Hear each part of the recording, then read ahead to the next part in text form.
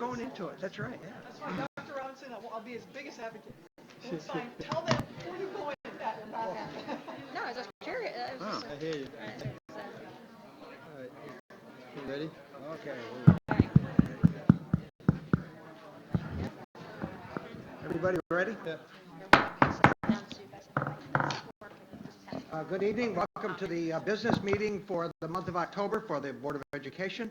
The board met in executive session at 6:30 to discuss collective bargaining with our CSEA unit. This is an open public session. I call the meeting to order. Please stand and join me in the Pledge of Allegiance. I pledge allegiance to the flag of the United States of America and to the republic for which it stands, one nation, under God, indivisible, with liberty and justice for all. Todd, not here. We are, we'll mention at the beginning, we are short one board member, at least for now. Todd may be joining us later. He had a family issue he had to deal with. So I need a motion to adopt an agenda. Bob, second? Christina, did you? Yeah, okay. I saw the hands moving. All those in favor? The agenda is adopted, and we'll move forward with Board of Education comments and reports. And Cameron, don't be shy. We can hear from you as well. And we're down to one microphone. This one doesn't work. I know the Shen Senate rep, so I have a little bit more information. But we've just had homecoming this past Friday. It was a wild success. I think everyone had a lot of fun. We know the pep rally actually got postponed to this Friday due to some rain, and so we look forward to having a second Spirit Week this week. Good, thank you. Or the first.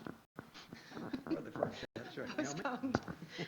So for me, there were a lot of firsts since the last board meeting. Homecoming was one, even though there was no Spirit Week, but that's this week, and I'll miss it because of the convention. But I was able to attend the National Honor Society, and that was pretty exciting. That was very special. There were 201, if my numbers are correct, senior inductees. That's an impressive number of the National Honor Society Dwaz-Kill chapter. The program fosters academic enthusiasm, volunteerism, leadership, and encourages development of character in our high school students. The speeches were great. I enjoyed your speech, Bob, and your speech, Dr. Robinson. Thank you for that. It was very exciting to be part of that and to witness it. I'm also looking forward to the green and white ceremony because I'll still be in town for that one this week, another first. And the conference, the board conference in Lake Placid at the end of this week. And I want to make a plug for the Veterans Day Dash. That's coming up. There's going to be a 5K and a run for kids. It's going to be Friday, November 10th, which is hosted by our cross-country team. And this year, they're raising money for the Stride for Wounded Warriors Foundation, and they're raising money by selling personalized flags that you can put your veteran on, and they're going to line the course with these flags. I think it's a very, very nice gesture. I plan to be there running, and I hope all of you will be too. I'm guessing you will, Bob, right? You have a son also supporting the, yeah, so he'll be there. I'm sure he'll bring you in tow. But looking forward to it, and thank you. Sorry if that was a bit long. Just a few things. So we started our PTA meetings that we all liaison at, and it always amazes me, and I love it. The first PTA meetings are so full.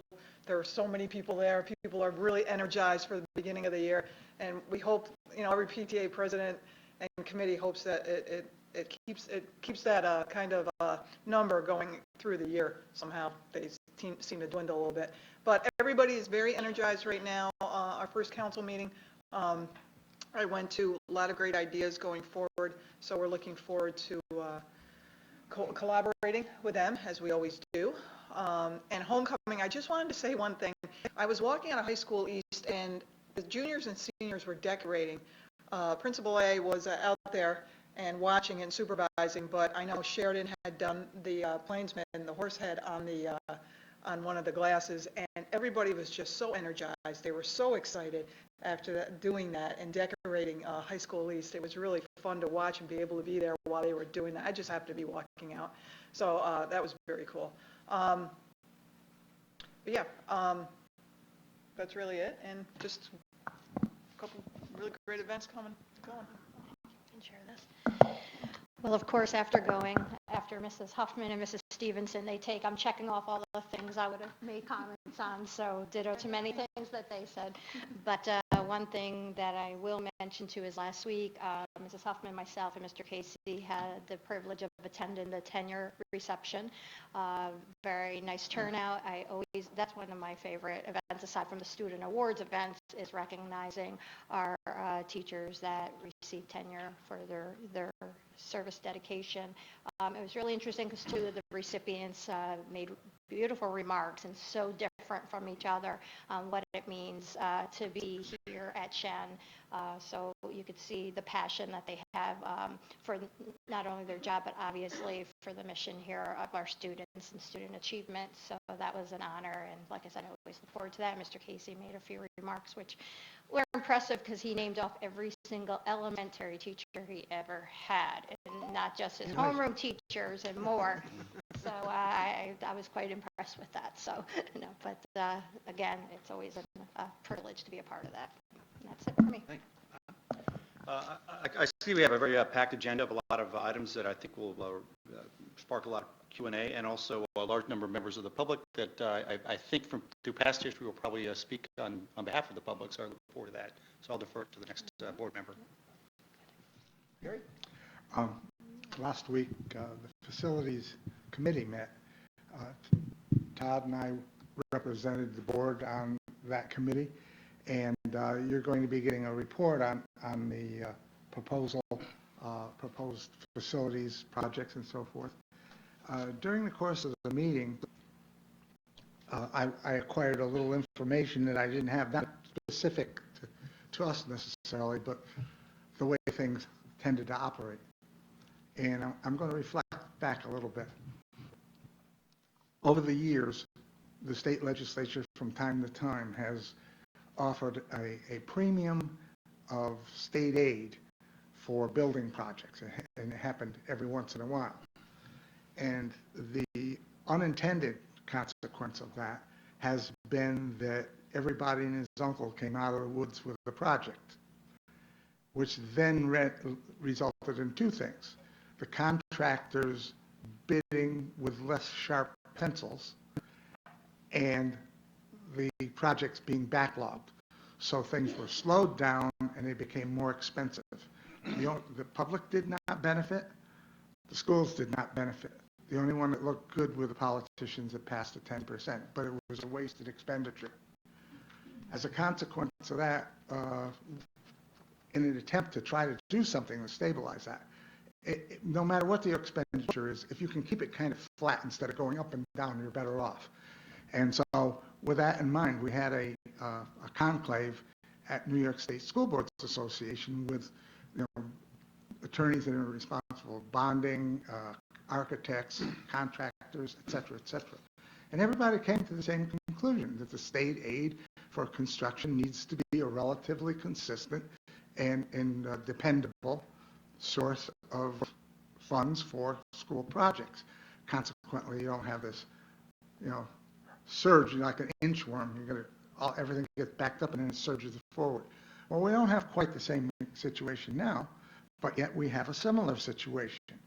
Our particular school is doing everything we can possibly do to offset this by virtue of doing things in a little different timing sequence to take into account the delay.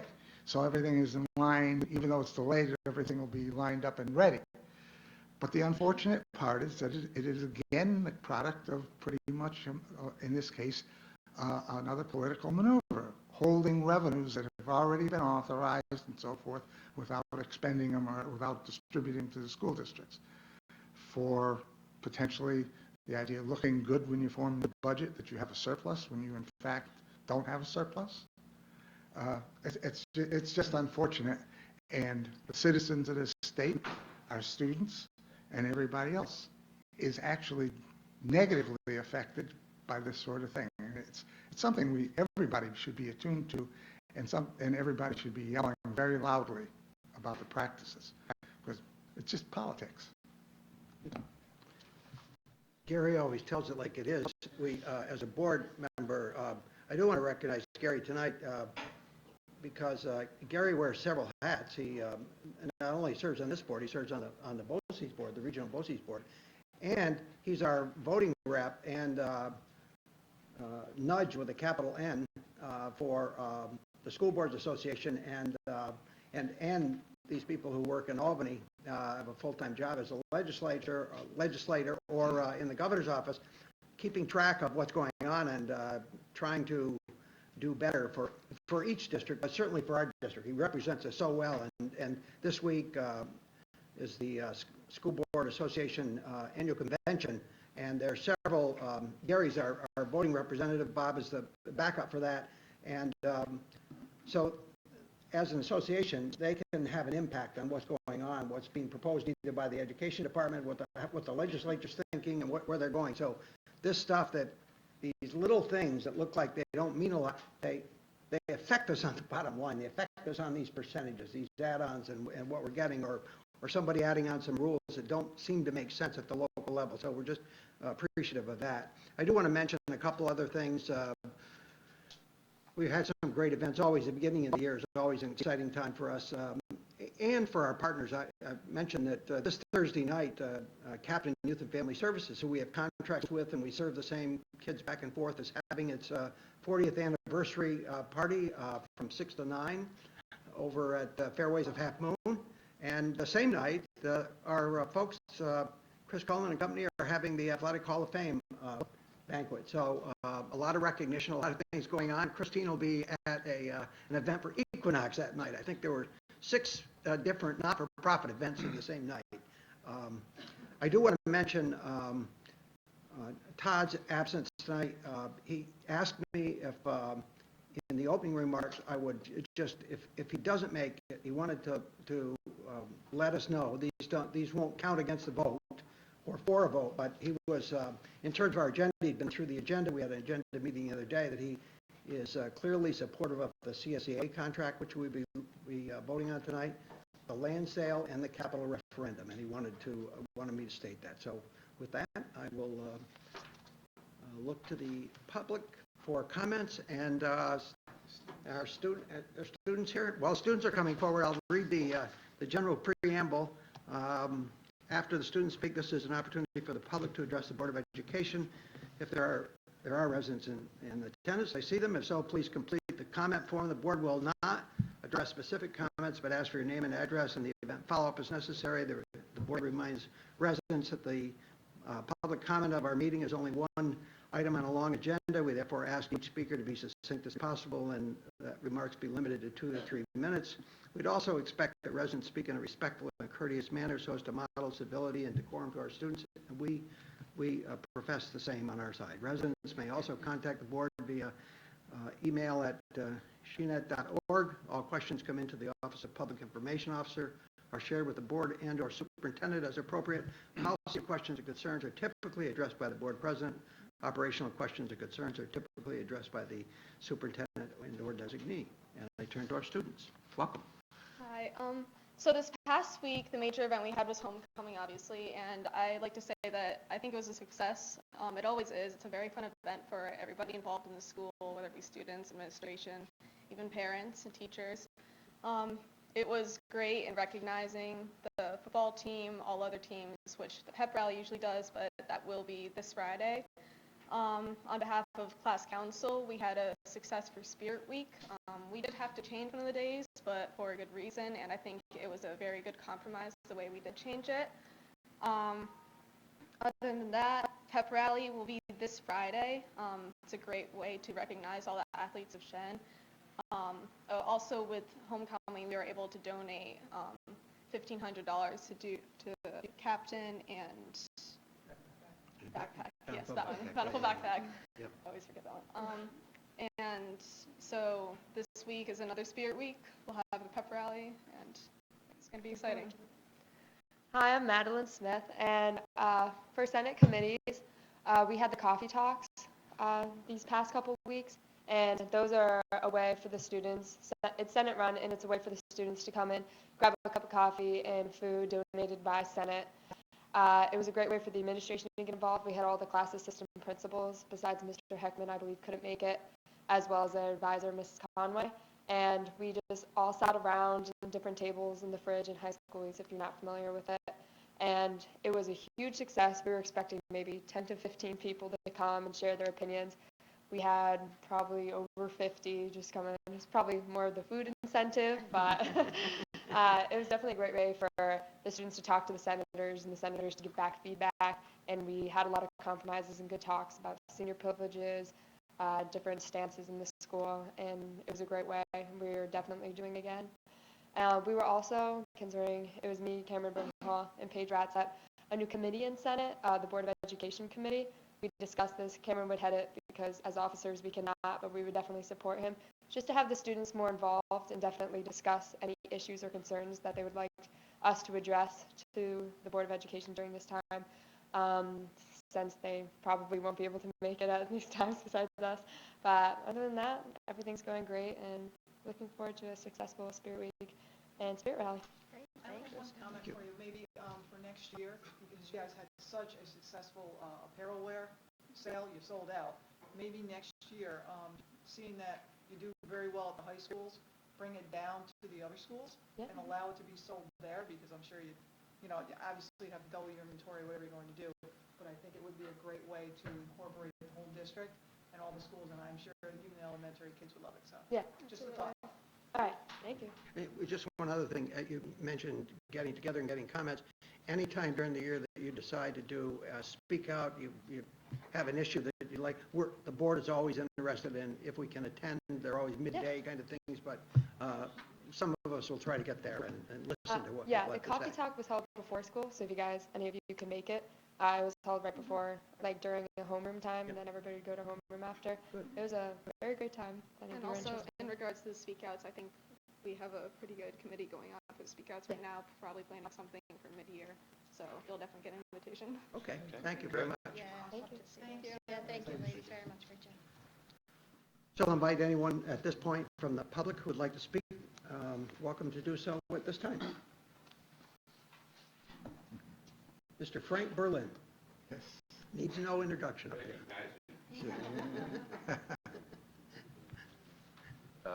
Well, I don't have a prepared statement, but I heard you say working together, and I think that the fact that the school board and the town work together to come up with some type of arrangement with the property, the 34 acres or 37 acres, is really very exciting. So in less than a year, a lot has happened, you know.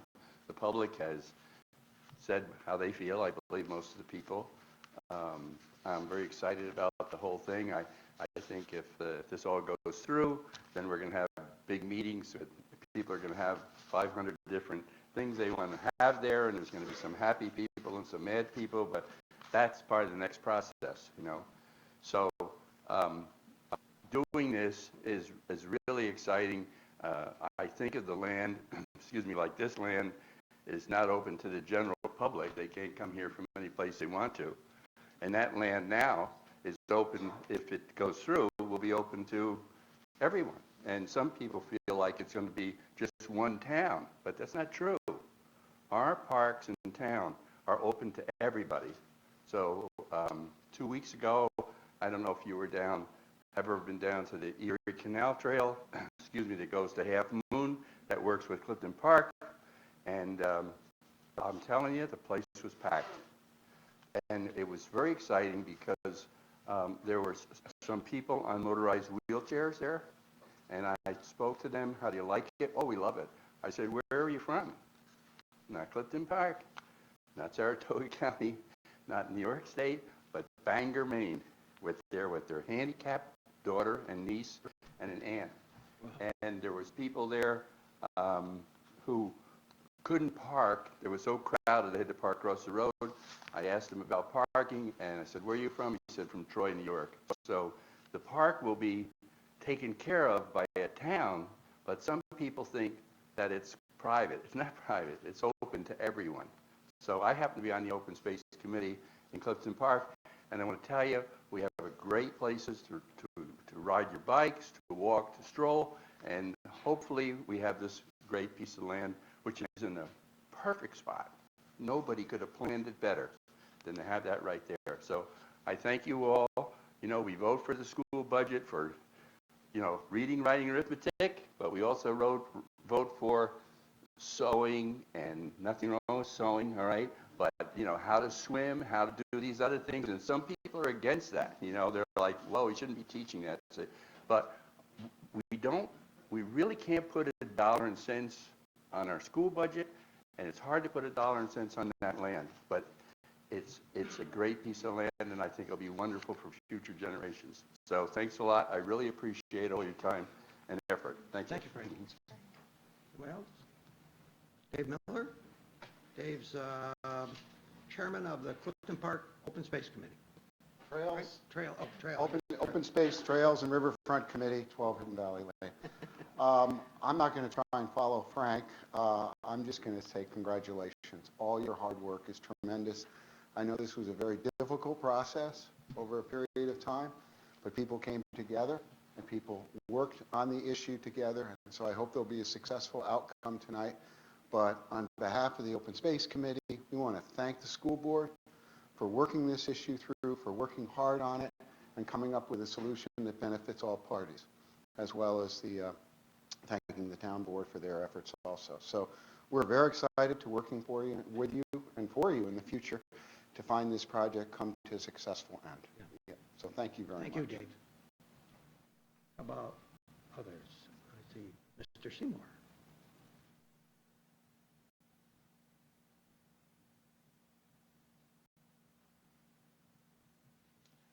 Good evening. My name is Raymond Seymour, 7 Nadler Road, Clifton Park.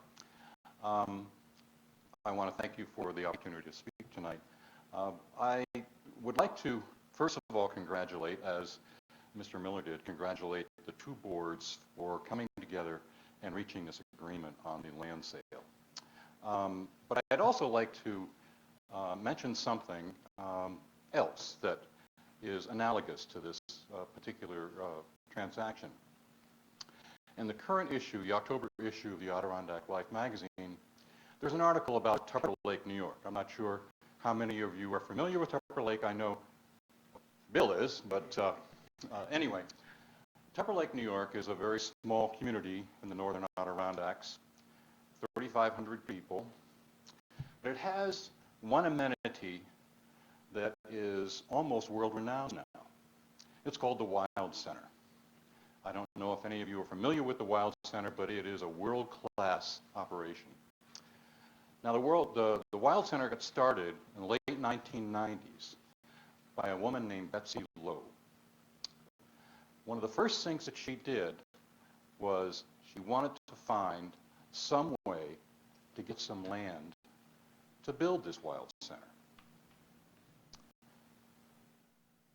The school district stepped up and donated 35 acres, interesting number, donated 35 acres to get this project started. The public referendum was almost unanimous in support. They believed, the school district and the school board at that time believed that this was the most appropriate use for this land in exercising their responsibilities. Today, the Wild Center has approximately 129 acres. All of it has been donated by different entities. They have not purchased 1 acre of land. So I think that what is going on here is absolutely beautiful. I think that, again, I want to congratulate the two boards for working together and coming to this agreement, because this is truly a public purpose for this particular parcel of land. Thank you. Thank you, Ray.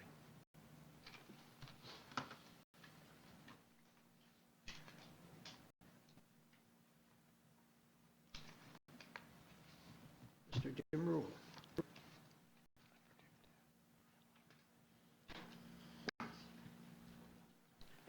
You're on. You're nooning up a bit. Yeah. Jim Rule, 168 Wooddale Drive. A comment on the 34 acres, but really I'm here to congratulate the board on their cookies. The cookies have always been fantastic. And if you dig at the bottom of the pile, you get ones with more chocolate. I don't know whether you all know that. Well, get a little serious. Everybody has congratulated the appropriate people. One of the groups that was missed was Friends of Clifton Park Open Space, of which I am the executive vice president. So I cannot resist giving credit where credit is due. The Board of Education, the town board, and I would like to single out the citizens of the town of Clifton Park for special mention. My first mention is citizens can appear at these meetings in casual shorts and shirts. So I took that prerogative to heart and did that tonight. But the serious note I would like to distinguish about the citizens of Clifton Park was the differentiation and distinction that they made during this process between the controversial issues and the non-controversial issues and the health of this school district. Never once did any party mention that the land issue should in any way, shape, or form affect or particularly contaminate the reputation of this school district. You look at the vote in June, yeah, there were some changes in the board, but there was not a change in the attitude toward this school district. And I want to congratulate all the citizens of Clifton Park for making the distinction between the land issue, which was controversial, and the budget approval, which was not. And right here, right now, I want to say that come the vote on December 5th, for all the propositions that are going to be presented, I will vote yes for all of them. Thank you. Thank you, Jim. Thank you, Jim.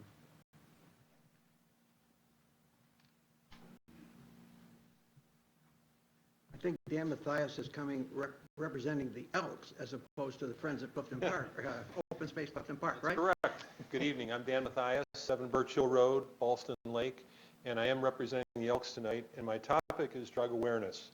While you were in executive session tonight, the opening story on CBS 6 News was about the drug crisis and how some of the counties in our area are struggling with the opioid problem. Over 33,000 people died last year from overdoses nationwide. So the Elks are working with a lot of local organizations, the Y, the town. We were over in Niskayuna today passing out dictionaries, and each dictionary we had a red ribbon in celebration of Red Ribbon Week, which is October 23rd through the 31st. And the red ribbon was initiated when Kiki Camarena, a drug enforcement agent, was killed in 1985 in Mexico. And this is a commemoration of his life and his work, and it's also a reminder to all of us, students and adults, to lead a healthy lifestyle. So what I'd like to do is ask the board to join us in wearing the red ribbon on Red Ribbon Week. The theme is Your Future is Key, so stay drug-free. And I have a red ribbon for everyone here. Thank you. Thank you. Thank you. Can you give it extra? We have one board member. Sure. Oop, I'm going to knock that over again. Thank you. Thank you. Thank you very much. Thank you, Dan. Are there any other comments tonight? If not, thank you very much, everyone, and we'll move on to Superintendent's report. Thank you very much. And actually, Mrs. Carmen, can you just want to share a piece of her? Can you come forward for a second?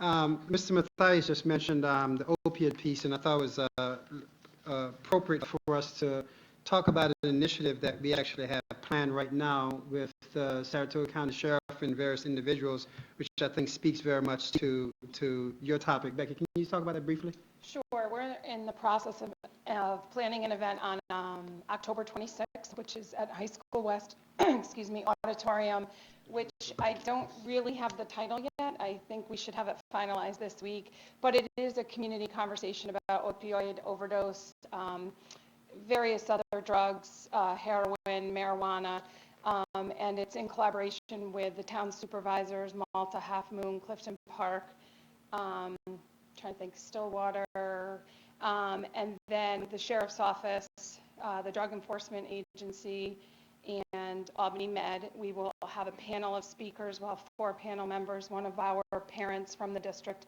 who lost her son a few years ago to an overdose, she will be a panel member as well. So we are planning the event. We are looking to do a drug take back that day. Also at that time, it starts at 6:30. We're going to do a little bit of tabling before the event and after the event, various community resources where people can access and get help if they need to have the event, and then have an opportunity for some question and answer. Our CAP teams are also going to be involved, and they're probably going to facilitate they're going to do the introductions and facilitate the Q&A.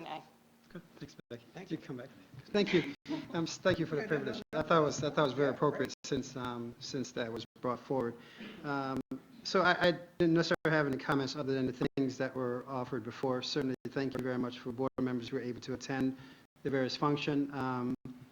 Certainly, Mrs. Hoffman mentioned the beautiful nature of some of these ceremonies, and I think all these things are made special, even more special, because we do have board members that take the time to attend. So whenever you can, your presence is appreciated. So thank you for doing so. You want me to just go into the? Yeah, just go ahead. So we have actually 7 different presentations tonight.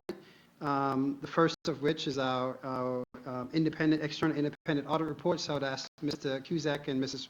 Chase to come forward. This is an important time for us because this is where we get to see how well we are doing. This is our financial report card, so to speak. And I think we made an A, and we'll find out if it was a A plus or A minus, but it was in the A category. So Mrs. Retmore, you want to offer any comments? Sure. We ended the year with a clean opinion, I'm happy to say, which Jim will speak about in a moment. We were very prepared this year. It went very well, I felt, and these guys are really professional. We really appreciate that. So Jim Cusack, Jason Mara, I'll turn it over to you. All right, well, thank you. We had 3 audit committee meetings this year, one in the spring, a special project meeting, and then the audit committee meeting 2 weeks ago. In that meeting, we spent quite a bit of time reviewing the results in detail, so I'll be brief this evening. Both Jason and I have been on the audit for 10 years. We also have a couple other accountants that work with us. We've been consistent, and I think that's helpful. So it's 4 accountants for about 3.5 weeks throughout the year, pawing through your records, looking at a lot of your finances. As Kathy mentioned, they were very well prepared. They're very well organized. We give them a lengthy list, a to-do list, and we come day one and they have everything pretty well set. We work through some issues throughout the year, but very organized. The results are a 91-page document that you have in front of you. The most important part, as I've said in the past, is the first 14 pages. It's called Manager's Discussion and Analysis, and it kind of reviews the highlights of this year compared to last year, compared to budget. You had excellent financial results this year. The main financial statements are on page 15 through 26. You improved your financial condition. You did an excellent job increasing the reserves that are needed. Footnotes on pages 27 to 50 describe your accounting policies and give more detail. Jason heads up the single audit, or the federal program audit, so I'm going to turn it over to him to be brief about that part of it. Good evening. Just to give the board a brief summary of the federal audit that takes place at Shen. Any entity that has greater than $750,000 of federal revenue requires a federal audit on top of the financial audit that also takes place. So on top of looking at the numbers, we're also looking at the compliance end of things. The area that we tested in the current year was the school lunch fund. And I just have to say, dealing with the director, Katie, she really has a handle on things. There were not any findings. There were not any question costs. Everything that I had to look at, she was a pleasure to deal with. Just from A to Z, it just worked out really well. Historically, the federal funds have always been in good shape, so I didn't expect any different this year. But it's nice for me to affirm that notion after the audit is done. So that went really well. Overall, like Jim mentioned, the staff was very, very good to deal with this year, as they are every year. Becky is back. Becky was with us a few years ago. She's back again, Kathy's right hand. And I think it's a great fit. She works great, Kathy and her team. are just always there for us and can answer anything for us. And it's a labor-intensive process, and there's a lot of hours on this job. And to have a nice working relationship between the auditor and the auditee just benefits everyone. And I think it just worked out really well this year. So as we said, all unmodified opinions, very positive reports. Thank you, Kathy. And I'd be happy to answer any questions you might have. Questions? Well, not really a question. We had our meeting a few weeks back, and I absolutely appreciate taking the time to explain the process. I am familiar with single audits on the A133 piece and also the financial side, but I still appreciated you taking the time to go through, assuming that I was brand new, which I am. But I also appreciate the other processes that are in place that complement what you do. Rich's the claims audits that he does, and he also provides them with feedback. And then the BOCES internal auditors, which they weren't there, but I do appreciate that you shared with how you work with them, so that you're building on what they have. You're not being redundant unnecessarily. I know that there's some that is necessary because of the nature of an audit, but I appreciate that explanation. I appreciate that those that were there, and also Mike Walsh explaining that process as well. So I do feel you're in good hands, and I do appreciate this report. I did look through it after our meeting, and I don't have any questions at this time. But thank you. Yeah, that's great. Let's make one comment. Just for the public, the board has an audit committee, which makes up of board members as well as community members with a financial background, if you will, as well as our staff. And so the audit report is looked at many times with different eyes, different perspective. And so Mrs. Huffman is one of the board members on that committee now. So I want to share that so people realize that this process has a lot of built-in mechanism to ensure that we're being very objective in the process. Because at the end of the day, if there's an issue, we want to know. Or if there's even the potential for an issue, we want to know. And I think the auditors have been very straightforward with us. We have actually used them in different times to do some specialized type things because we have change in personnel. We want to make sure that what we think is happening the way it should happen is actually happening. So we have used them in different ways to have an independent perspective on things. So when we say that we're in a good financial position as a school district, there's some verification to that statement. So again, ditto what Mrs. Hoffman just said. But thank you. Thank you. Thank you. Appreciate it. Thanks, Ann. We also have two items sort of related, the claims audit reports, which were provided in our background, and the minutes of the audit committee meeting. I don't know if anybody's got any questions on those. Naomi represented us on that. And No, I did send Kathy a question about the risk assessment. Because they weren't there. They spoke, the auditors spoke about how they worked with the BOCES, yeah. Right, and then they prepare risk assessment. That was the only outstanding question I had, because that wasn't really covered in the minutes. So we'll try to get you a copy of that now. Okay, good. And we'll move on to overview of special referendums. Sure. As our architects come forward, we're going to do a twofold. The architect's going to speak specifically to the portion pertaining to the capital project referendum, and then I'll do a presentation that shows how everything fits together for the December 5th vote. So there could be some slight redundancies, but I think the redundancies are important so people can have appreciation of what's being proposed. So Callie is our point person from Mosaic, and she's been tortured by many of our meetings. Mr. DeLallo mentioned a facilities meeting that we had last week, and which was very successful. So Callie's going to walk through some of those points tonight. Sounds good. All right, got that up there. Thank you for having me. So, Oops, sorry, Callie. no, that's all right. Want to go to the next slide? It's gonna, right here. All right. So yes, we've had many meetings where we've tried to narrow things down into what can we fit into this referendum and prioritize. You know, there's never enough money, especially with a district this large. There's always a lot to be done. But we want to focus as much as we can on educational upgrades. And, you know, as you know, education is evolving rapidly, especially in the science and technologies. And a lot of your science and technology rooms in High School East are from the original 1968 building design. And so they are due for an upgrade. So we're going to be focusing a lot of the educational aspect of this referendum on the High School East science rooms and technology wing. What we plan to do is renovate the 8 science rooms on the second floor in the quote-unquote arrowhead portion of the building. We would renovate those 8 rooms and their corresponding prep rooms, and we would be modernizing them to bring them up to current standards. And also with this whole project, we want to look forward to the future. So the district and the department heads will be thinking about the future of the program, making sure we don't do anything that might hinder what they might want to do down the road. So we're looking at very flexible spaces. So we would be renovating those into new science rooms. We also have a couple of existing science rooms on the first floor in High School East that are over near the technology area. So what we have been talking about doing is taking those science rooms and actually moving them down to be below the science rooms above.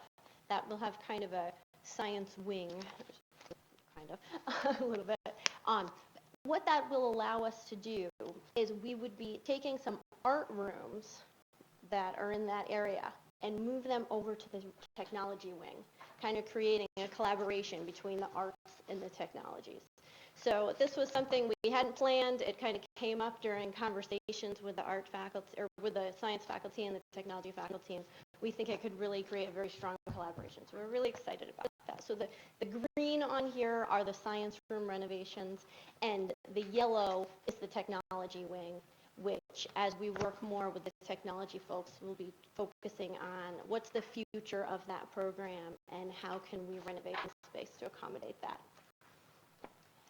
Another aspect of this project will be at Cafeteria Upgrades, and in working with Katie, the one real pinch point is the High School East efficiency and flow. So we're going to try to focus on getting better efficiency and flow in the kitchen and cafeteria at High School East, so we can hopefully move the students through at a quicker pace. And we've been working with a kitchen consultant to work on that a little bit. And then at the middle schools, we'll be working on putting in some acoustical treatments. We've heard there have been a lot of complaints about noise issues, reverberation. So that'll be our focus there. And at all of the schools that don't currently have gas infrastructure, natural gas infrastructure for their kitchens, we would like to provide that infrastructure so as kitchens upgrade in the future, they could start purchasing equipment that runs on gas rather than electricity, because there are known electrical distribution issues. So this would be one way to be able to eventually, as equipment needs to be replaced, it could be upgraded with gas equipment and take some of those power hogs offline. We also have, there's always remaining 5-year plan items to focus on, to catch up on. So as part of this project, some of the items that are out there are the generator, emergency generator for the bus garage, some paving work, some the electrical issues that I talked about, addressing some of those distribution issues, as well as using some smart schools money to upgrade security phones and IT systems. And lastly, we are hoping to implement some of the traffic study recommendations from the study that was performed last year. There were a lot of great recommendations. The 2 that we thought gave us kind of the biggest bang for your buck, so to speak, would be the entrances coming in off of Route 146, which would be this right here. Moving that, where you see the checkered pattern there, that is an existing road. What we would do is we would actually shift that down closer to the middle school, add a second lane. This would allow greater stacking of parking as you're coming out. It seems like a lot of times on campus you're at the mercy of whoever's turning left, and if you want to go right, you could be waiting for a very long time. So this would help to alleviate some of that from traffic coming from the elementary schools and around. And we also would be doing a pull-off for a sign as you enter the campus there. So having a nice kiosk with that can direct you. The other one is off of the Moe Road entrance, and that would be also adding additional lanes for better stacking. We would be adding a second lane all the way from Monroe up to the tennis courts, which would allow for a left turning lane. So people that are trying to go straight can just keep on going. We also are looking to do a single entrance and exit for drop-off. So you just come around the loop and head back out. And in doing that, we would add a secondary entrance to the student parking lot. So if we're going to cut it off on the other side, you'd have it over there. And also an entrance, it's hard to see, down into the staff parking lot, creating a new entrance there so that we can create kind of that drop-off loop and get rid of everybody else that's trying to go in there to park and maneuver around. So the right lane, Yes. right turn lane. So would you be sealing off the current drop-off where it's not the loop that's right in front, but it's the one next to it that's a one-way, where the buses exit out one direction? You're sealing that off so that, Now, this is going to be in and out. right, This so is you sealed. can't get into that one that's This will be right. sealed off about here. So it's to go to the student parking lot, you'll be able to access. Because right now there's two drop-offs. There's the one that's the loop, and then there's the one right next to it, that's a one-way. Do you see what I'm saying? Here, Where the buses, yeah. this is the bus. This will become the new loop. Okay, but it's going to be sealed. It's going to be a parking lot that you enter from a different direction? So that's why she's saying that over here, we're going to look at access to the parking lot from this area. Okay. And then on the other side, are we going to lose parking spaces to No. have that other entrance? No, this is right now gravel. And in fact, we had the potential of doing some modification once we seal this off. Okay, so you're going to pour. Well, we're not going to guarantee, we don't want to overpromise and underdeliver. Exactly. So we'll see right now, as you see, it's very much sketch format, and so we'll see once we get into it. And there's no plan to try to squeeze in more parking places, or? It's always the plan. Sorry. Parking is the premium. It's one of those things, if we build 1,000 new parking lots, they'll be filled tomorrow. So it's one of those things that we know, and we look at modifications all the time. In fact, it's not on here, but behind the building, we're even looking at some potential modifications behind High School West. Well, in the other plan that was made in the spring, I think it was, we're also talking about moving that entrance. We that won't, goes back. no. That won't, for the cost, that won't give us much of what we desire. And no plans to talk to the town about traffic light or anything that that's. On here? No, we did. When we did the paths, we had a lot of, there's some DOT regulations in terms of how far, because there's a stoplight here and there's a stoplight down here, and to have a stoplight between, you just have congestion all the time. So, with the traffic items and the rest of the items, we do want to make sure, though, that we are planning for things that may happen in the future. So we would want to make sure we keep additional parking in mind so that we don't design something now that's going to preclude us from, doing parking, or make it so that we have to undo what we did now to do something in the future. So we are open to suggestions to keep in the back of our mind as we design what we can afford now so we can plan for the future. Thanks, Kathy. Thank you very much. Oh, no problem. Did you? I thought perhaps because I was at the meeting and there was, considerable discussion that I might be able to elaborate on a couple of things. When we talked about the tech center, we're talking about essentially reallocating, repurposing some of that space. When we talk about programs, we don't just talk about adding on. We look at the present time. What are we offering that perhaps is not meeting our needs anymore, or is not as an appropriate use of our faculty and so forth, and we make changes there.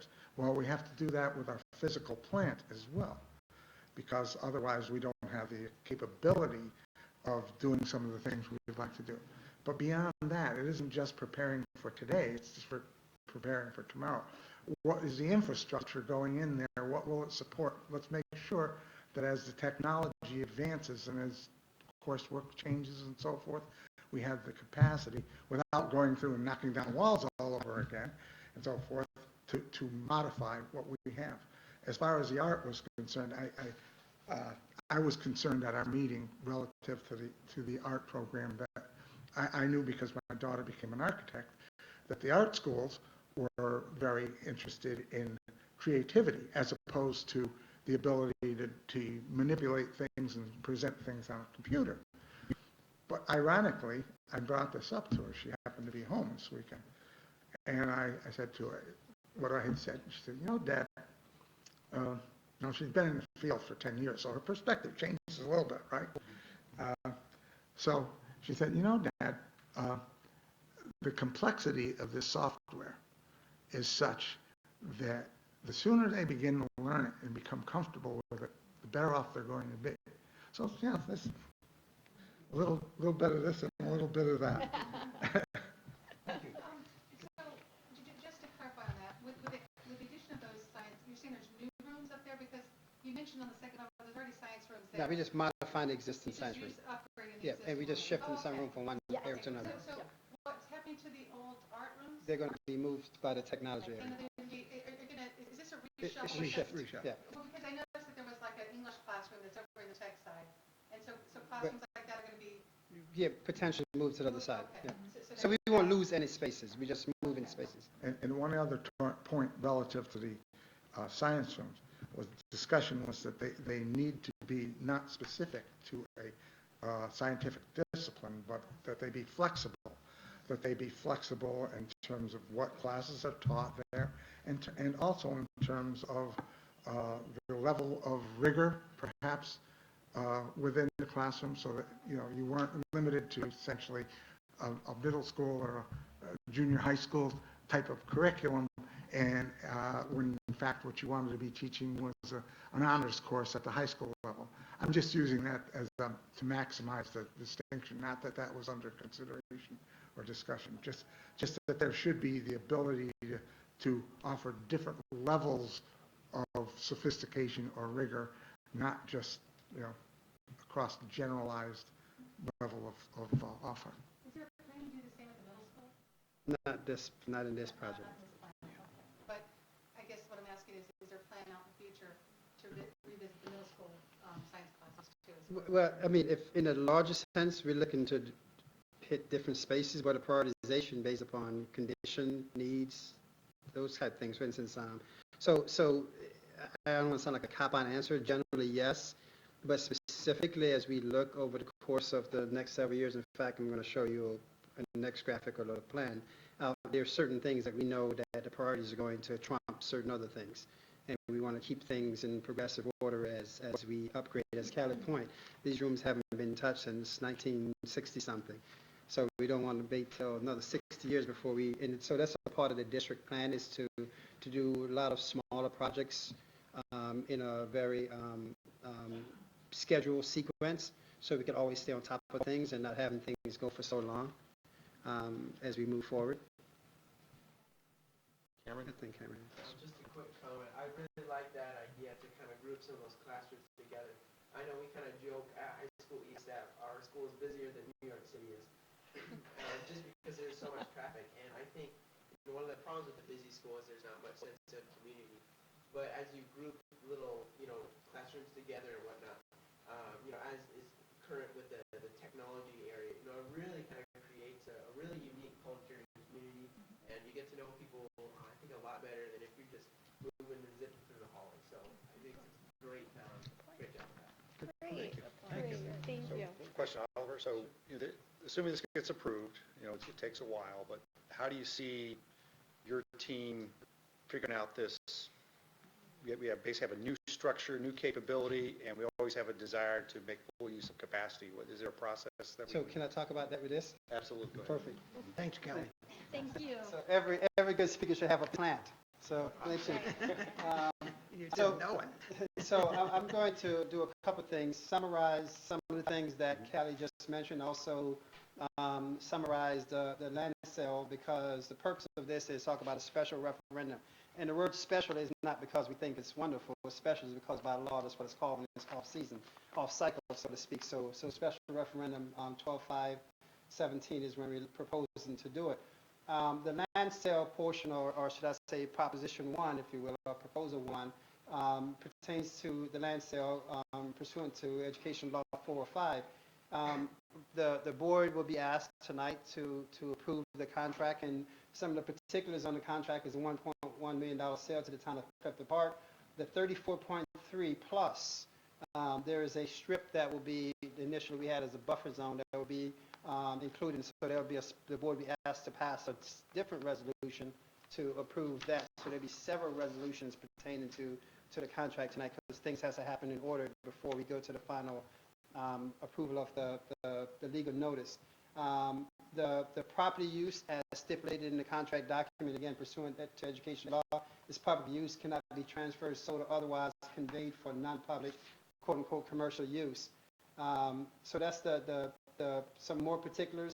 There's an expected down payment deposit once the contracts have been executed with the final payment at closing. We have yet to set a final closing date, but we'll certainly do so possibly even before the close of the 2017 year. So this is, there's a 50-foot easement, utility easement that as a district we want to retain because of utilities that we have in that. And again, the public approval is necessary prior to conveying the property to the town.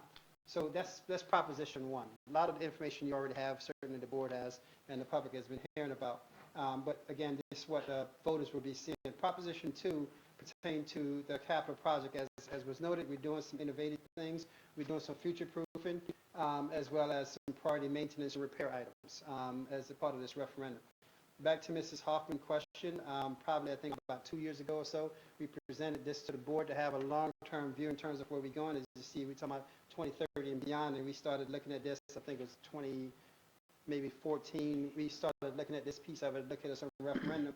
And one of the things that we have adjusted, because we see now between the time when we pass a project and we actually start construction, it's in some cases up to almost 24 months, which is, and so sometimes people get upset to say, hey, you guys passed that last year, when are we going to see some work? Well, there's a whole process, particularly the approval process with the State Education Department has been a little bit longer than I think a lot of people desire. So that kind of prompted us to start rethinking about approval and how long we need to actually get the construction work going. And so this kind of speaks to some of those kind of things. And so right now we're looking at this $18.3 million project, which we're going to go through. At some point out there somewhere we're looking at maybe a larger project, and that's kind of contingent on where enrollment is going. Do we need to add additional spaces to a school or do something different? So that's more of a projection to see what we're going to see over the next 5 to 7 years. And then try to get back into a cycle of doing $10 to $15 million projects to keep, again, looking at those priority areas and some innovative things as we move forward. So obviously, like most plans, once you get beyond about 10 years, become more conceptual than not.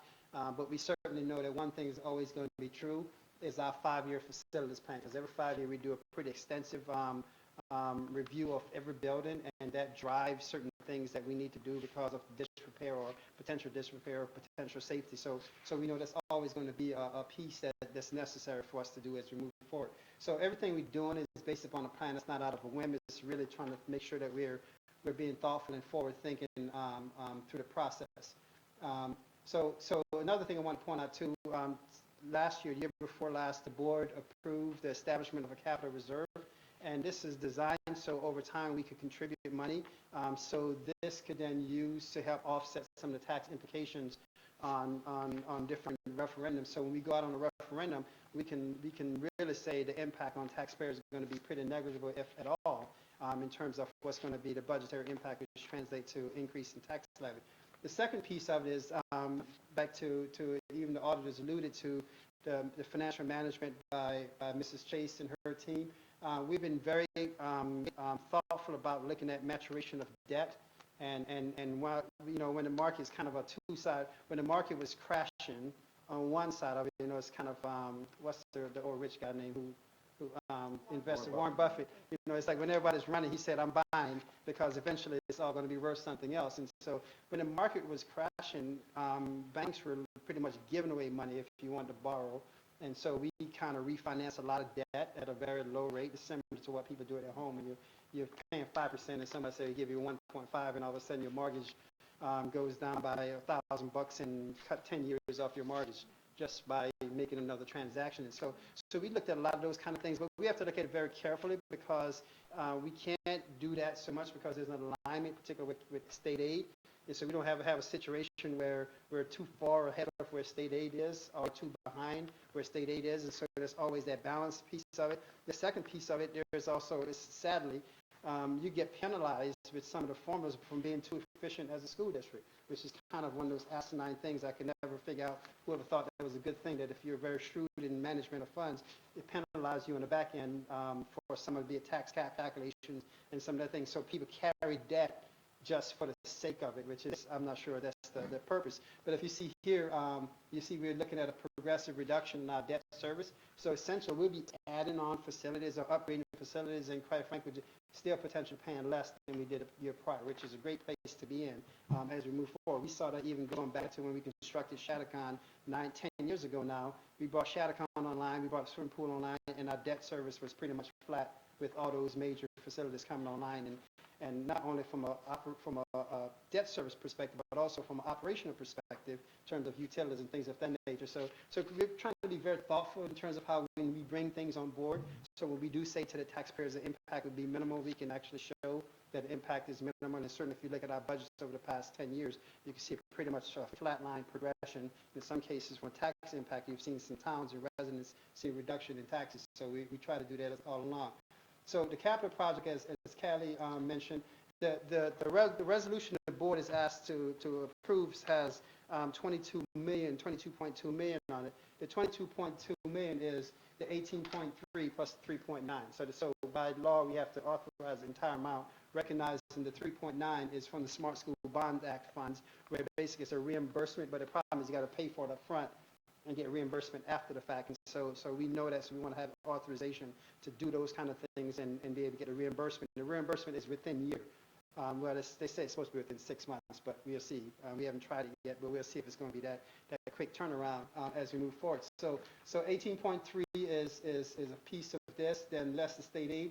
Eligible pieces, which is about 67%. And again, the capital reserve contribution, we're looking at maybe 1.5 to 2 million. As we get to year end, we'll figure out what's that number is, but we certainly don't think it's going to be minimally 1.5. So we look at all those factors and then use up the Small School Bond Act. We're looking at a debt service payment that's certainly going to be pretty significantly low, or could be even lower as we get to year end and look at debt that's maturing or debt that we're going to refinance again. As the market allows. And so truly by the time we get to the point of borrowing funds, which is probably 12 months minimally after the referendum, we'll be at a point where, quite frankly, it'll be a negative impact. That's our goal, to certainly have a zero impact, and ideally have a situation where we're actually paying less than we paid before and bringing all these projects online. It's not a Ponzi scheme. It's the reality of how we try to budget and finance things as we move forward.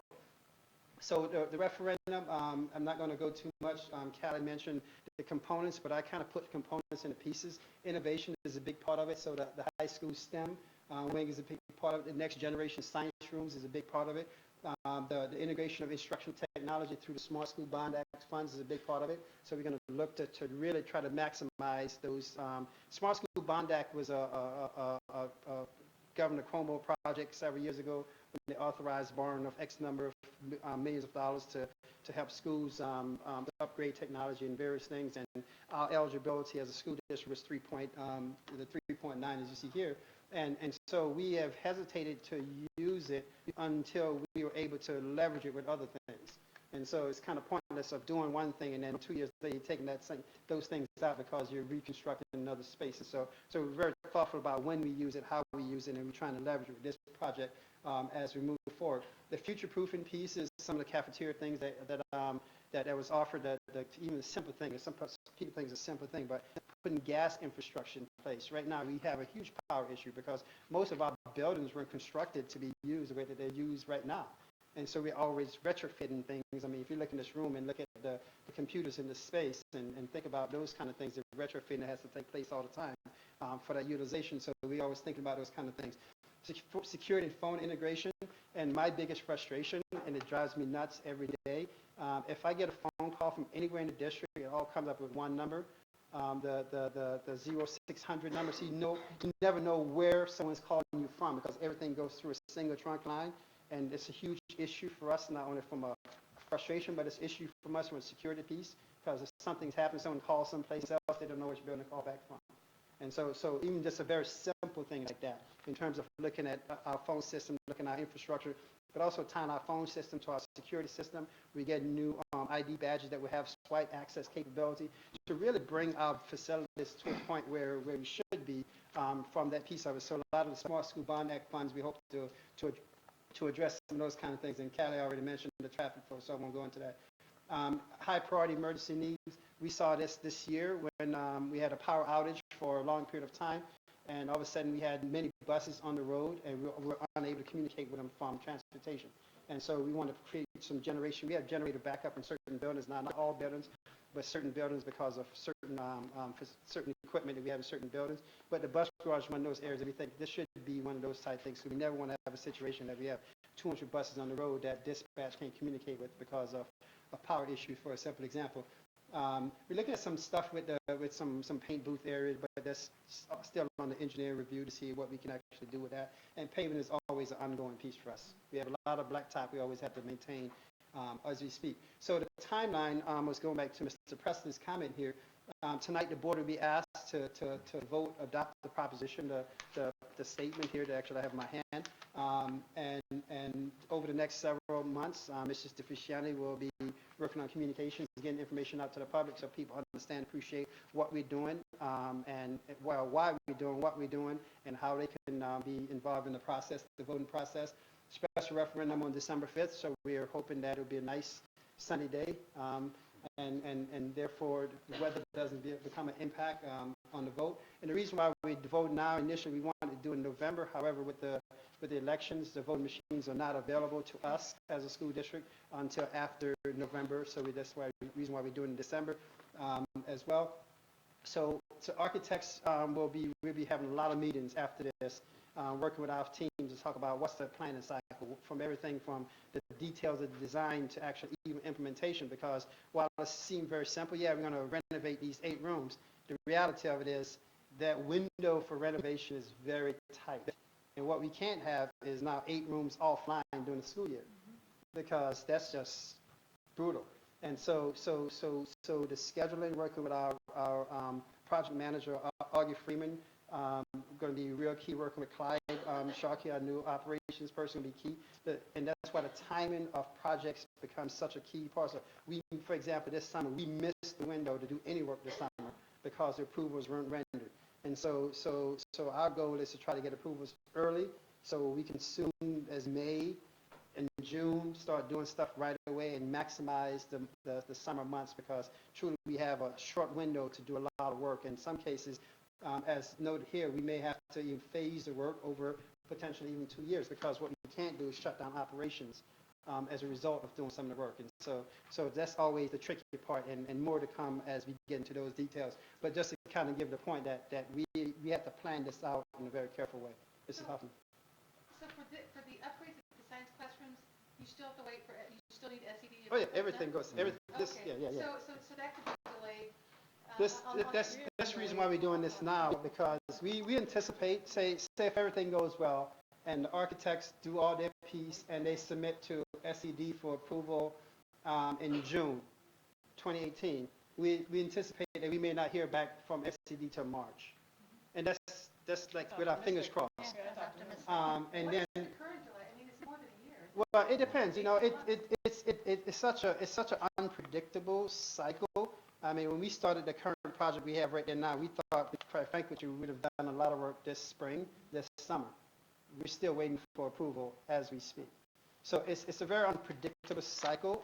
Some of it, back to Mr. Delano pointed out, is sometimes a cycle with how many districts are doing projects. Sometimes in the past, it was a capacity issue for the department, and they had some budgetary, quite frankly, they weren't able to hire certain people because of, I'm not going to get caught in the politics of how state government works, but there are challenges that they're facing that makes the process much more difficult for us. And that's the reason why we're trying to preempt that by having approvals in advance, so we can still try to do the work when we want the work to get done by having approvals so much in advance. And so that's why you see these timelines, and we're talking about work for April 19. That's why we call this the 2019 project, even though the reality of it is people will be voting on it in 2017. And so it's always hard for the public to wrap their head around it because people think that I voted for it, I should see something tomorrow. The reality of it is this probably first time we probably see something is April of 2019 on this particular project because our next big thing to come is going to be hopefully this summer of 2018 working on the library project, which is going to be a huge undertaking to try to minimize disruption of the high school, which is going to have disruption in high school period because it's right in the middle of the high school, there's no doubt about it, but try to minimize it. There's disruption is going to be a big piece of it. And the last thing we want to do is add more disruption to already situation. So we want to be much more, we want to be ready to pull the trigger, so to speak, when the first opportunity presents itself. So this is where we're going. This is our plan right now, and clearly a lot of things have to do with it. So just the last slide here. The referendum 1 is the sale of the certain vacant land pursuant to Education Law 405. Referendum 2 is the capital project. We have some estimated impact, and right now this is kind of the worst case scenario estimated impact. In terms of the financial impact, we certainly think it's going to be lower as we look at some of the capital reserve contributions and maturation of debts as we move forward. Tuesday, December 5th, like all our votes here go on to middle school. Very similar eligibility to vote on this as it is on our school budget. Absentee ballots and the same process we'll go through in terms of making those available to voters as well. So more to come on the details of the vote after tonight, quite frankly with you. We'll start unfolding a lot of those processes and making the public much more aware of what we're trying to do as we move forward. Good, thank you. I noticed Chris Coleman, I know, is next on the list, but I noticed Superintendent Barrett's in the room. And Bill, I don't know if you wanted to say anything tonight. You're certainly welcome to come forward.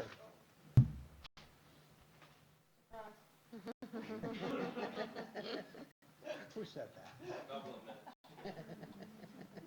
Never invite a politician to speak. You know, the answer is that you're going to get. No, we had a town board meeting tonight, so came over right after that. But just wanted to say that we look forward to our continued partnership. Very pleased with the land purchase agreement and MOU.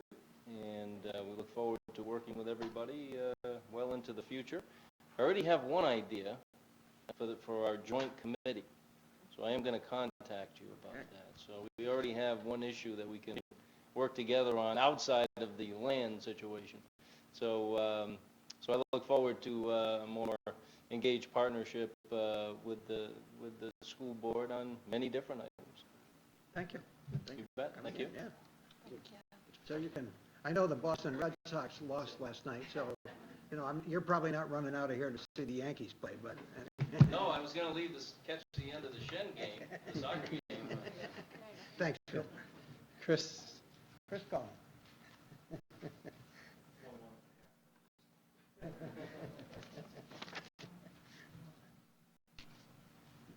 Chris always has updates on his phone if you need to know what's going on.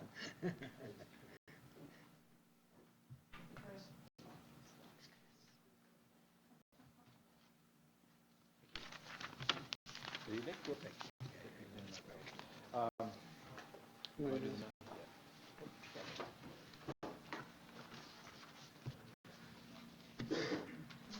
Okay, good evening, everybody.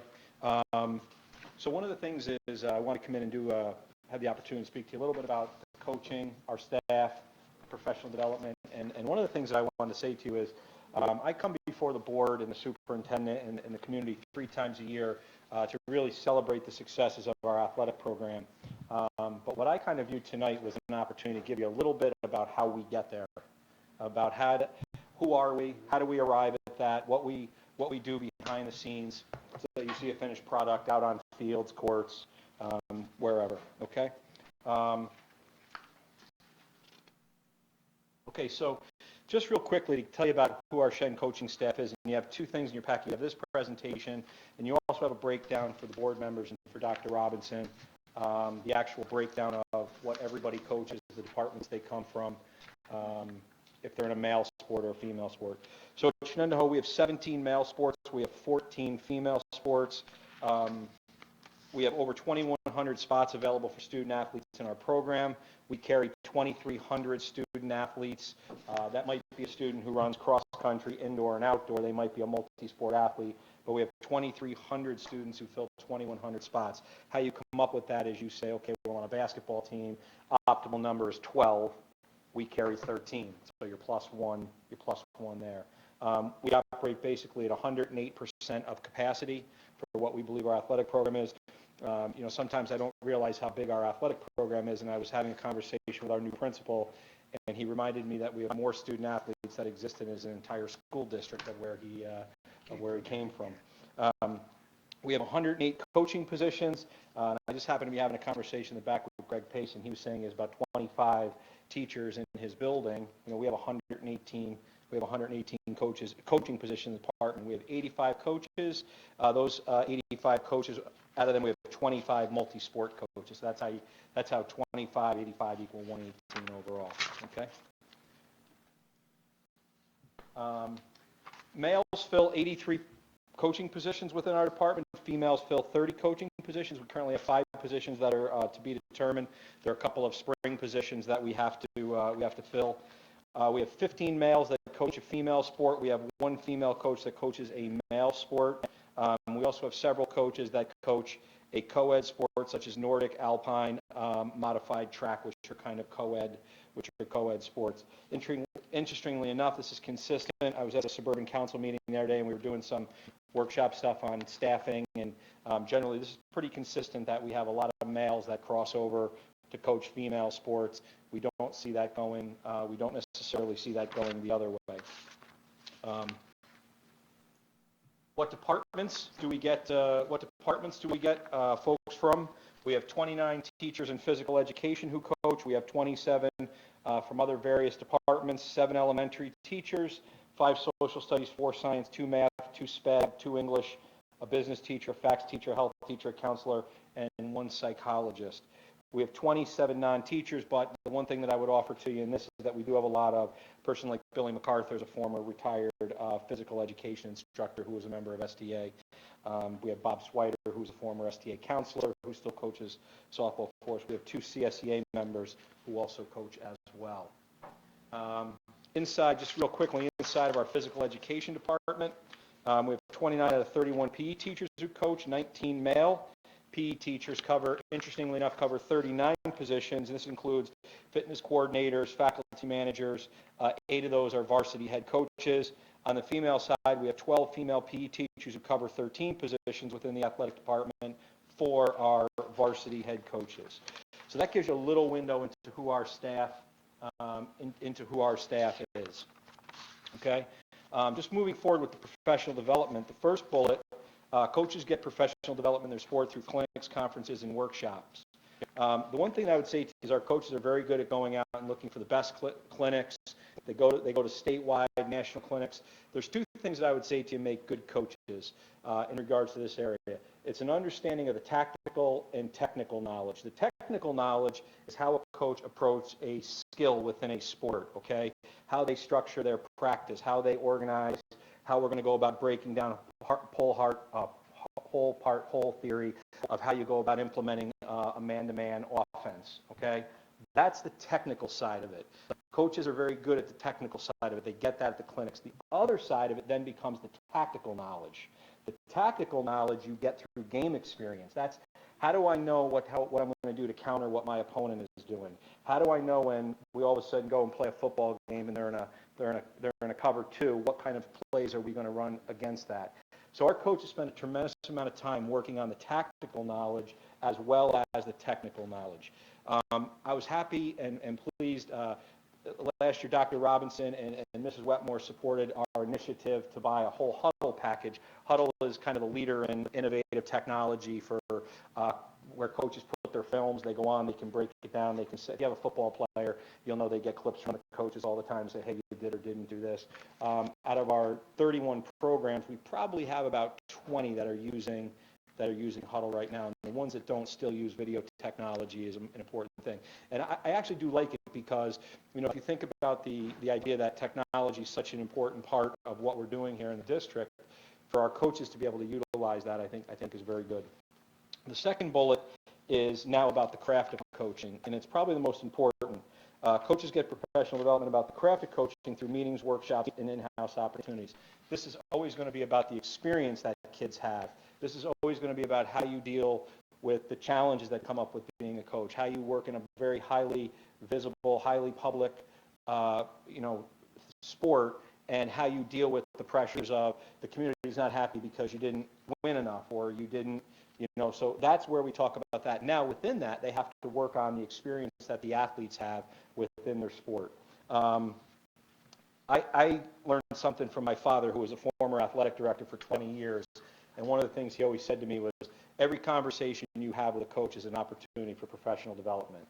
And that's something I've always kind of used it. So every conversation I have with a coach can be an opportunity for them to just kind of hear where they're at, hear how they're doing. One of the things I'm really proud about when we implemented the PDF program, which I'll get to in a minute, our fitness coordinators, our head coordinator, personal development and fitness is our strength training program that we run through the physical education program. Our head coordinator, Scott Dockett, actually holds national certification in strength and conditioning. It's the highest level of strength and conditioning you can have. Phenomenal in that area. He kind of oversees all the professional development for the people that work in the fitness room, in the fitness center. All our coaches are trained, and all our coaches that work in the fitness center are trained in the BFS model, the bigger, faster, stronger, which is a very well-renowned program that you'll see in high schools and colleges that they have. We have one person who's not, but that was because he just transferred into the high school, and he's actually getting certified in November. Okay. Chris, I think you said about Scott just recently, when Deanna and I went to observe some of what was going on, that with his qualifications, he could be at Division I or professional level. Scott could work at any level. I am amazed when I sit down and his understanding of how exercise phys works is beyond what I've ever encountered before. And it was unbeknownst to me because we had never really tapped into that. Now, the last few years that we've tapped into it, it's been incredible to see the conversations and dialogue he's leading with coaches about how they go about maximizing athletic opportunities for kids. Just talking a little bit about our professional development. We believe very strongly in the transformative coaching model. The transformative coaching model is a guy by the name of Joe Ehrman. He wrote a book called Inside Out Coaching. We believe very much in the transformative model. The transformative model is we before I, them before me. It has to do with transactional leadership versus transformative leadership. If you think about it, if you ever run into a coach that focuses on transactional, if you see a transactional coach, they're merely focused on outcome. They're not focused on process. And generally, transactional coach is worried about kind of their own success rather than the process of guiding students through an experience to help them achieve success. So the transformative coach really focuses on process and over the outcome. One of the things that we like to do is our annual June meeting. We started holding these probably about 8 years ago. Every year in June, we get together, we reflect on the year, we celebrate the successes. I send all the coaches off with a kind of a message of how they're going to leave for the year and the things that I want them to reflect on while they're on their summer vacation and their summer break. And the big thing we've been talking about is this transformative coaching. One of the things when I got hired, and Gary and Bill were there when I was hired, I think 11 or 12 years ago. I went home after I met with the board and I was approved, and it was probably like a week and a half later, and I was kind of thinking, well, geez, what do I want this department to be? And I came up with 3 goals. And the 3 goals that I've always established for the department are the experience of the athletes, having good scholar athletes, and that I believed if we had a process in place, every program in the school would be able to compete for a sectional championship in their respective sport. The key thing here that I try to tell young athletic directors when I talk to them and I talk to coaches is that number 3 can never trump number 1. Number 1 always has to be the most important thing in any athletic program. It has to be the core center of your values. It has to be the thing that you believe in, that the experience of the athlete has to come first. Okay? Success cannot trump the experience of the athlete. Okay?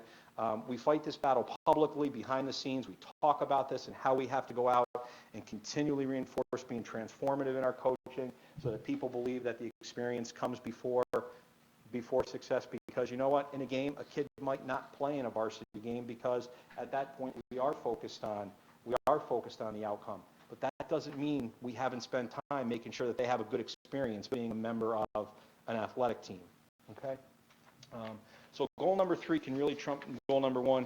The one thing that I would say to you just real quickly on this is that I'm very proud of these 3 goals, and that I feel that I used to have it written on an index card, which I can't find, and I lost it somewhere along the way. The one thing that I would say to you is, if you think about this and you establish these 3 goals, and they've never changed in the time that I've been the athletic director, everybody understands the playing field by which they're coaching. Every program. Now, we've had basketball teams, and we've had softball teams, and baseball teams that have, whether they could win a state championship or not, that was not their goal. Their goal was to compete for the sectional championship, have a good process, good experience for the kids, be good student athletes. Everybody shares that same goal. As long as everybody shares that same goal, everybody works towards that outcome collectively, even though they operate in 30 different programs. Last year, we really, I talked to Dr. Robinson as part of my summative evaluation, and one of the things that we talked about was opportunities, because if you can go back to this sheet that I showed you where they all come from, they come from such a wide variety of departments, and the opportunity, and Dr. Wood supported us on this, the opportunity, we got together during Regents Day and we did a full entire day of professional development with our varsity head coaches, okay? We focused on, and what I kind of came up with was we were going to spend our day talking about excellence with integrity, how we were going to be excellent but maintain a high level of integrity, how our coaches were going to be very good role models for their student athletes and in the community in highly public positions. We talked about do your values align with the values of the athletic department. We talked about their areas of strength, areas we needed to improve. And for every varsity coach, we talked about how you lead others, how you lead assistants, how you role model for junior varsity, freshman, modified coaches, how also you lead the student athletes in your program, how you help them navigate the experience. And we were talking today, when we were at Dr. Robinson's DLST meeting, we were talking today about the experience that a student has and the power and impact that a coach can have in helping a student have a good experience in school. One of the things is people always say, well, how do you judge this? The number of people that come back to me and kids that come back and work in camps and work in our programs and come back, I think speaks volumes about the experience that they had. We also spent some time talking about our personal development and fitness class. Our personal development and fitness class really grew out of the changes that we made in our weight room. Our old weight room was simply a old football style weight room, and when we changed it, we really changed the makeup of what we were be able to do in there. We now have a program. It's called Personal Development and Fitness. We offer it through our physical education programs. We have 560 student athletes that take the class in the fall. In High School East, we have 290 that take the program over in High School West. The High School West program, this is the first year we've expanded it out. It's really more of a developmental program to get kids introduced about how strength training can help them maximize their ability to be a good athlete. Over in High School East, I think if you go into those classes, there are some of, Dr. Wood's always talking to us about self-directed classes and kids being able to, go into classrooms and do the activities for themselves and they're some of the most self-directed classes you've ever seen. I'm amazed when principals do their observations and go into those classes and come back to me like, oh my God, the PDF classes are unbelievable. And they really, truly are. We have a very coordinated program. We integrate, it's male, female, any sport. They all work together. They all have their programs and their plans. We're working through some stuff right now in terms of some game days, meaning if a student athlete has a game that day, what's their responsibility for what they have to accomplish in terms of their effort within that class for the day. After some conversations that I had after speaking with Dr. Robinson this Friday, again, going back to the stuff that I'm very pleased we're doing, Scott Dockett is leading. Scott Dockett's going to have a professional day with with Carly Galarno, who's one of our fitness instructors, one of our female fitness instructors, and with John Coletta, who's one of our High School West teachers. So I think the thing is we're not we never are shying away from if somebody comes to us and says, hey, maybe here's a way we can look at things. We're always willing to look at things and entertain them in terms of, how to get better. I think this is the last slide, just moving forward. Our continued success, it is incumbent that we have continued professional development with our coaches, that those opportunities still exist for our coaches. We do have some challenges if you think about it. One of the knocks is, well, geez, we have a lot of males that coach females. We have a lot of males that coach female sports. The reality is where we are right now, we struggle finding female coaches, and I was illustrating for Dr. Robinson in a meeting this summer that him and I were having on this topic. If you look at the softball assistant, JV softball, JV girls basketball, freshman girls basketball, modified 7th, 8th grade girls soccer, if you think about it, those are very high profile positions in terms of programs that we have. We had 0 female applicants for those positions, despite the opportunity of trying to do, we have a contact list for all 108 Section 2 athletic directors and through Section 2, sending things out to try to fill those spots with some female coaches. Keeping lower level coaches has been a problem. This is kind of a problem, that you're going to see because you're bringing in people. We had a PE teacher who came in and subbed for us last year, coached 3 sports, winds up getting a job in another school district. So, you get people that come in that'll work for us. They might be just out of college and then they have to, get into their profession and do something else. So the lower level coaches is always kind of a challenge for us. One of the things we've been very fortunate with is, for the most part, we have a very stable coaching staff at the varsity level and kind of at that mid-level where the JV programs are. We do very well there.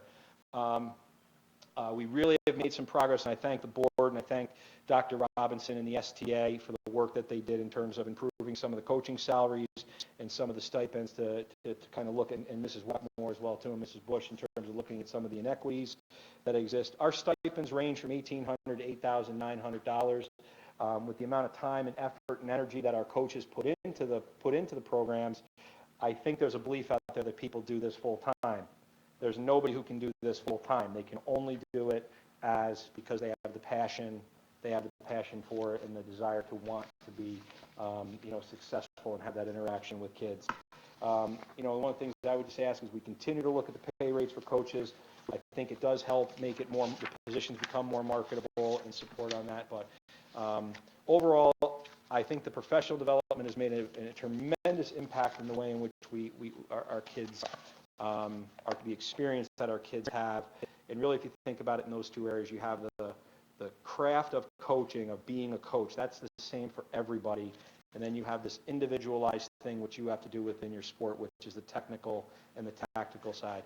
I think we do a lot of innovative things here in terms of how we work with our coaches to try to help them and prepare them to be able to provide a great experience for our student athletes. And, hopefully I'll be back up here in November or December with a whole, it's funny, I'm not used to seeing the tables here when I come in.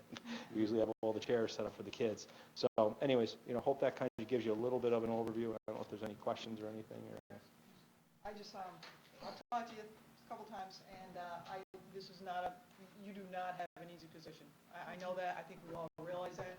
I think you do a hell of a job. Thanks. 1. 2, I'd like to see more of you. I want to hear more about it.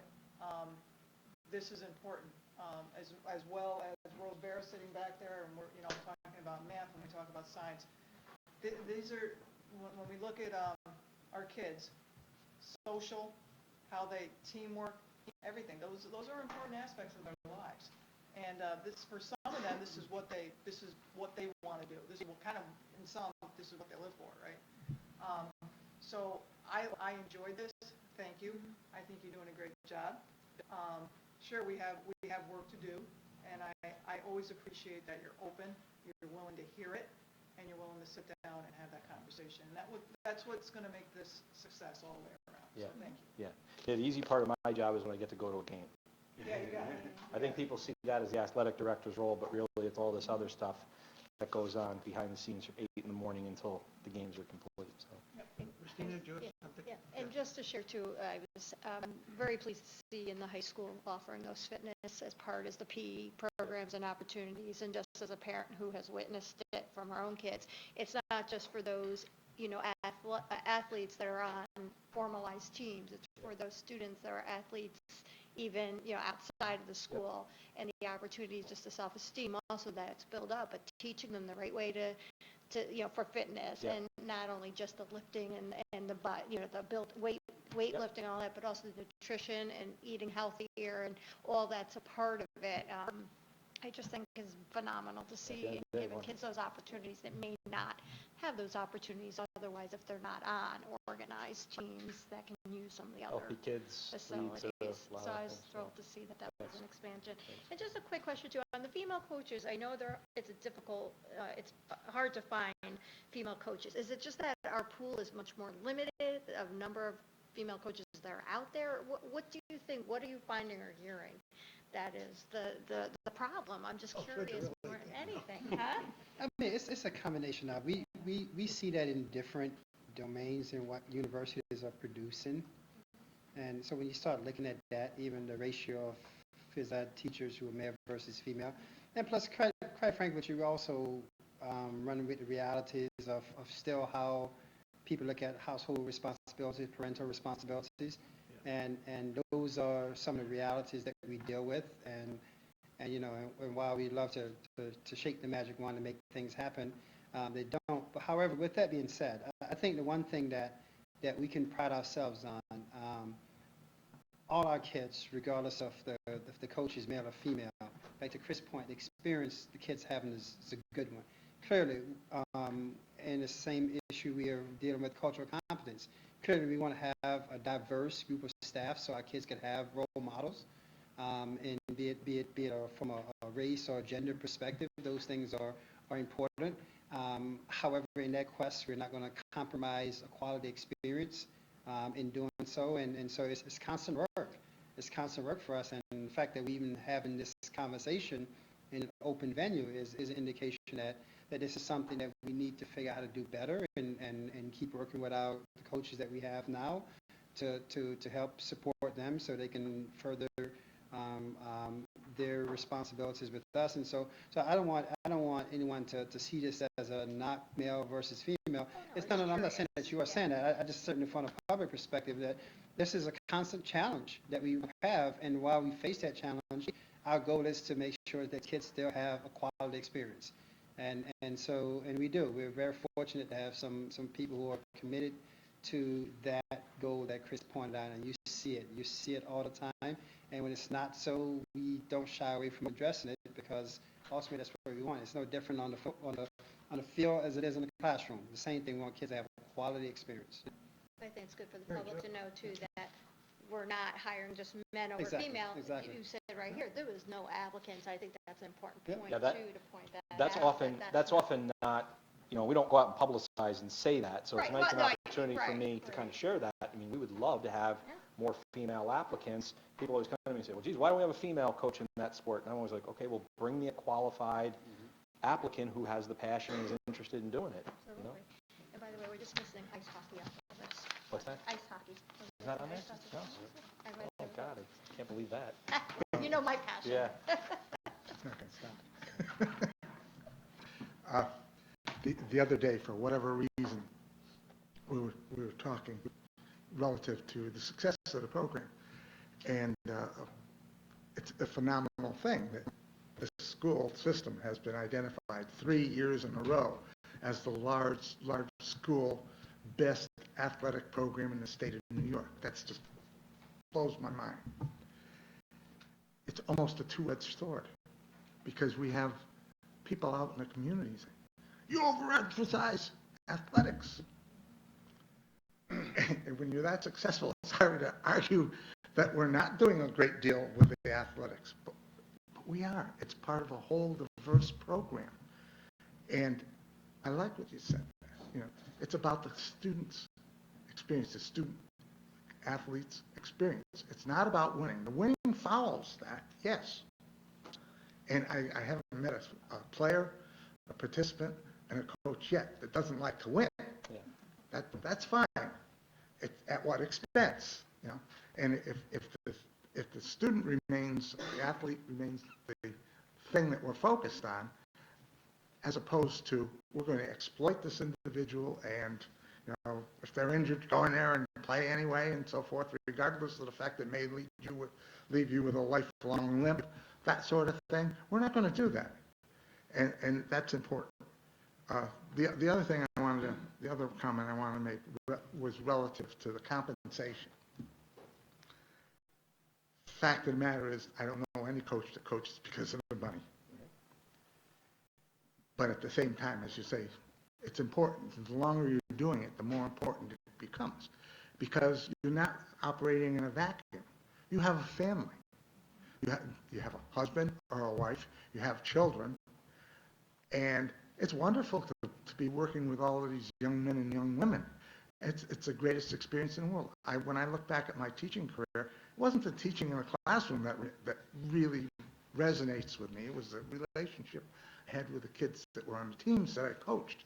Those were the enduring ones. Those are the things that really, really mean something to me.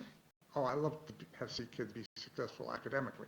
But it's just, you know, the time and the mutual commitment. But, you know, you have to put that in context. At some point, there's a certain thing you're balancing out. And if it involves a financial as well as a time and opportunity cost, then you may make the decision, well, I can't do this anymore. Yeah. And so you really have to do, in the long run, you have to have some financial incentive that'll counterbalance all those other things that are pulling in the opposite direction. It's an incredible investment of time, and you know that, Gary. You know, it's an incredible investment of time. And the only other thing I would add on to your comment is we're going to have the Hall of Fame on Thursday night, and there won't be one player who will get up there and say the most important thing was the championship that they won or the league title they won. They'll talk about the relationships they had with their teammates and the relationships they have with their coaches, which all of us who've been involved in athletics understand that that's really the most important thing when the day is over. I don't know. My question might be different. Okay, it ties into the first question. I don't see certain sports programs on here, like crew, for example, but they're clearly Shen programs. And so do those coaches also get training? That's one part of it. And the second part of it is, somebody asked me recently about parent volunteers that are helping coaches. And I don't know if they're getting training either. And I don't know if you're aware of them. But I was asked about whose liability covers those individuals, and I didn't have an answer for it. And so can you speak to that? First, crew and you know, programs like that. So crew is not a New York State Public High School Athletic Association sport. Okay. It's not a sport. It's recognized by NISFA. And people don't understand that. And no matter how much I try to educate people, they still see it as a sport, and much like the dance team's a sport. But the reality is the sports that I oversee are the ones that are identified as the New York State Public High School Athletic Association has as the sports that are listed for New York State. No, I think it's important to make that distinction. What other programs are not on here that are like crew? I mean, was hockey one? No, hockey should be on there. My apologies. Yeah, hockey should be on there. To your second one, just so you're aware, we've worked hard with the HR office. There's no such thing as a volunteer coach. We don't have volunteer coaches in our program. You only have paid or non-paid coaches. Any coach who works in a non-paid capacity still has to have first aid CPR, AED, and their New York State coaching credentials. We don't allow anybody who's out there working with our kids not to have those requirements, okay? So there's no coach right now that's out on the field who doesn't fit into one of the three categories. They're a physical education teacher, they're a non-PE teacher who then has to take the coaching courses, or a non-teacher who has to meet the requirements of New York State to have a valid coaching certification. This was a big change when I brought this to the department guide when we first started. So we don't have anything, as much as people say there's no such thing in essence as a volunteer coach during the season. Now there may be people working in the off season with teams and programs that they might be doing stuff. That's different. But during the actual season, it's only those who are those aren't necessarily board appointed coaches, but they have all They have all the credentials needed to meet New York State coaching requirements. Does that make sense? It does. Yeah. I have one other question that came up when you're talking about non-paid coaches. Any teacher, any coach has to be fingerprinted, background checked, and so forth and so on. Does that apply to people who are not being paid? Yes. We kind of drive Jill nuts with some of those people that we send down to the HR office that, well, some of them, if you were to take, like, we have a person who works for us, in cross country, but they're paid, they hold one of the paid positions in track. Mhm. So Okay. they still meet the requirements. But, if you want to come in and work, you've got to have those requirements. Bob, did you have? Yeah, I thought your vision right here really helped me understand where you're going with our coaches and ultimately the experience our student athletes have.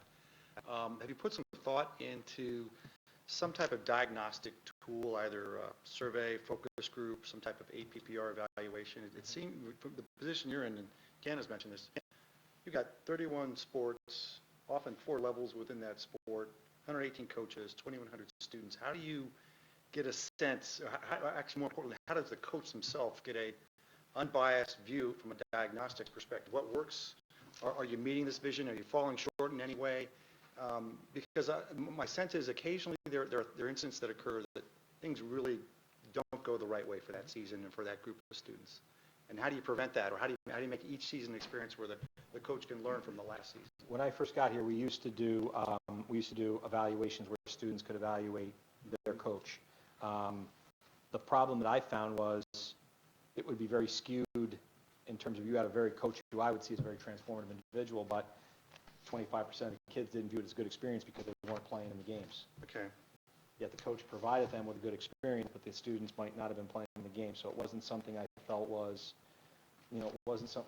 really accurately reflected how the coach was really doing, because you would take it and you'd say, God, this student rates out high from 75% of the group, but then there's 25 that rate them as low as you can be. Really, it didn't jive. It didn't make sense. So I would have conversations, and you would kind of find it came back to the experience for many kids, unfortunately, is rooted in whether or not they're playing in the games.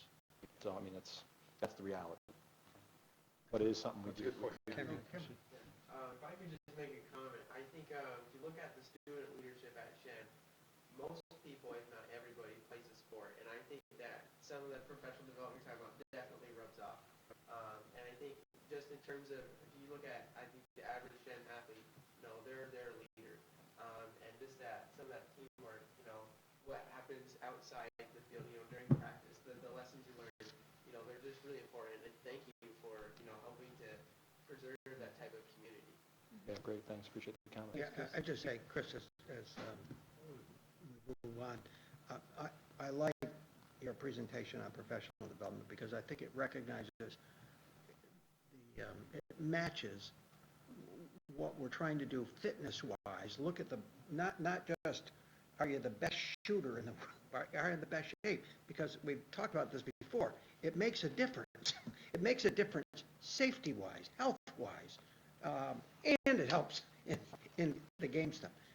But to do the same thing with the coaches, what makes the fully rounded coach is to have professional development that not only deals with the technical but the tactical and the relationship piece, which is really, I think, in the end, you may not remember you got chewed out for something or you didn't, but you remember that personality, remember that experience. And as you say, I mean, I've been to that banquet every year, and that's what the athletes who come back recognize, the experience they had. Yeah, I'll leave you with this thought. I think, I go on probably, I don't know, hopefully answering the questions and take up too much time at your meeting tonight, but the one thing that I would leave you with this thought is, we're a big school. Everybody assumes we win because we're big, okay? What I sometimes get frustrated with other ADs and stuff is, I don't know that they recognize, I don't know the community recognizes the amount of effort and energy that we put into actually having a very, systematic way in which we go about developing student athletes, and, so. Thanks, Chris. Yeah. Okay, thanks. Yeah, thank you. Yeah. Thanks, Chris. Good job. So Dr. Wood will bring us back on schedule with her one-page presentation. But just one last comment. I really appreciate the board's questions and comments. And if you were to take athletics out of it and think about the presentation when we approved the professional development plan, and think about the sentiments that were expressed there, same sentiments that's expressed. And I think it's important for people to realize that, and back to Mr. Cohen's last point, that everything that we do, kind of think about what does this present for kids for their future? What do they take away from it? And so we try to get it right all the time. Sometimes we don't. When we don't, we address it and try to move on. And the last piece, so Cameron was one day at in the weight room working out, and I kind of point out Cameron because he's a kid who's thinking about his future potential military academy and thinking about how can I get myself in the best physical shape to address the next phase of my life. So I share Cameron as an example of sometimes people think about this thing and thinking, well, it's only certain kids or only this, only that. There's no only to it. It's an opportunity for all kids, and probably every kid in high school is going to experience it. When we constructed a fitness center, one of the things I said to Chris, we need to structure it so that every kid in high school has an opportunity to experience that regardless of what they may think about their physical fitness, and we're doing that, and it's something that certainly we can be proud of. So again, thank you for your support in that as well. Elizabeth. So much more behind the scenes than athletics. We do have $2.6 million coming in this year in the form of federal grants. Federal grants, as you can see, they're listed out. They are variable year to year. There are some pretty significant swings from year to year. We're never really able to see it coming. We actually, I guess we'd all heard some, I guess I would say, rhetoric at the federal level about what was going to happen to Title II, and so we were bracing ourselves for a much larger impact than what we saw this year, although who knows what's to come. The top line there is Title I.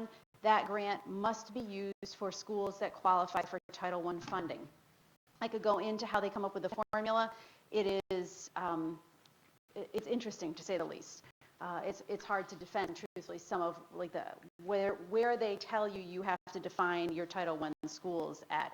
But the reality is, according to the federal guidelines, our Title I schools must be Shattuckon, Oranjan, Coda, Octay, and Arenda. And because each of these grants is so laden with regulation, we have to pay very close attention to how we use the money. I have to say I have become a very conservative person when it comes to administering these grants, because it's not worth going too far out only to find out through some sort of audit that I can give you a worst case scenario. One time I put something in, or this is at least 5 years ago, put something in terms of professional development in Title I, which then that was approved in the early paperwork, and 3 years later was questioned under an audit. And so that's like, okay, lesson learned, we'll not do that again. We'll operate under the very strict parameters. So you'll see Title I is really designed to provide extended time and to help students with their levels of achievement in schools that fall below the average poverty line. So that a school that would be identified as Title I in Shenendehowa is different than a school that would be identified as Title I in a school with a much higher rate of poverty. Hard to explain that, but we use that a lot for our AIS teachers, our after-school programs, our summer programs. The Title I SIG-A, that is a school improvement grant. If you recall, last year, Arenda was operating under the local assistance plan. That no longer, actually great news, Arenda really addressed a number of things in terms of student performance last year through a lot of hard work. Title II, professional development. Title III, you'll notice we are receiving $31,000 this year in immigrant grant funds. Last year, and you notice the change there, $31,000. We qualified for this funding 2 years ago. We did not qualify for this funding last year. It's all based on how the state combs through our data and determines how many immigrants have moved in over a certain period of time.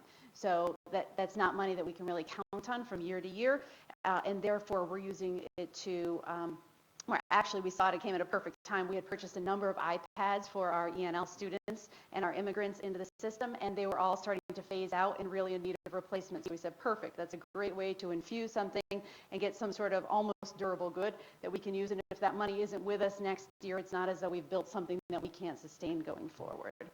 The Title III we use for ENL summer programs, ENL meaning English as a new language, and professional development for our ENL teachers. And Mrs. Mylod administers the sections 611 and 619, which are our special education grants. So as you can see, overall, it represents a pretty significant amount of money that comes into our district annually. And while there is variation within it, it really does provide tremendous benefit to our overall academic program. So I'm looking at two that we lost on, we talk about Title I, so important. Professional development is what we live for, right? So my question to you is, you're going to hear this because it came up at a CODA PTA meeting the other day. For Title I, is it possible to use, I think after your statement, you might probably going to say no. When I look at improved student achievement, could you use anything with that when we get into the BOCES, the arts and ed, for student achievement, with that money? No. That's a no, right? Okay. Sorry, no. Have that earmarked specifically. I can make a tangential case for that, right? Like I can say at an arm's length, you can say that that would have a positive impact on student performance, but it wouldn't clear the Title I regulation. What is a Title III immigrant? What is that? It's not an F1 visa immigrant, so who is that? That is a great question. It is not, it is students who have moved into our district. Yeah, I'm almost hesitant to give you, because I don't feel like I have it right off the top of my head, but they're not all students who are learning English, which is a subtle designation or difference between the Title III Ls and the Title III immigrant. So the state determines our funding on the Ls based on the population of students who qualify for English as a new language service, but additional students who are just moving to the country who don't necessarily qualify for English as a language or English as a new language support fit into that immigrant grant. But I can't get any more specific than that, because the state is able to comb that from our student information system data uploads to the state based on certain designations. Elizabeth, I have a question. If this, I want to tie the money to the services. If this money didn't exist, would we still provide these services? Would that be necessary? Do you know what I mean? I do know. So I spend a lot of time worrying come spring about, we're already well into our budget process by the time these numbers come. And I want to say maybe the 4th week of June, I got some of these numbers for Title I and Title II. So usually I'm having conversations with Kathy and Dr. Robinson with what-if scenarios. What if this is a drastic reduction? What can we move over? What can we be, in our mind, we'd like to say yes to, but we're going to have to hold on to it to make sure that our title funds come through as planned. So we almost have to have these what-ifs, because we like to make sure, now the iPads were an exception, but for the most part, we intend to run summer literacy support. That's an important program. And we appreciate the fact that we can fund many students from our Title I schools, additional students, to attend the program. We would hate to be without that. So typically we would be looking for alternative local funding sources to cover as much of it as we possibly could. Good. Gary? The last section there talks about pre-K. I was under the impression that pre-K services were provided through the county and paid for by the county, so do we receive any money that way? Yes, so we receive, $80,000 that we are allowed to allocate towards the salary for our preschool chairperson, a portion of her salary, a portion of the salary of the academic administrator, and then we have what's called the money that we need to give to our ASAPs, which is our state-approved private preschool programs.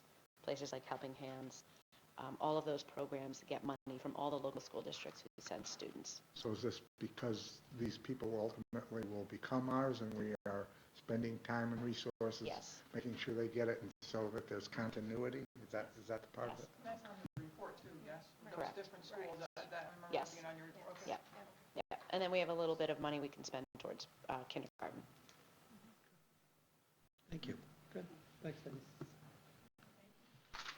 So Mrs. Carmen's going to come forward, lots of policies, and I guess we'll start with the quintessential if there are questions that you have.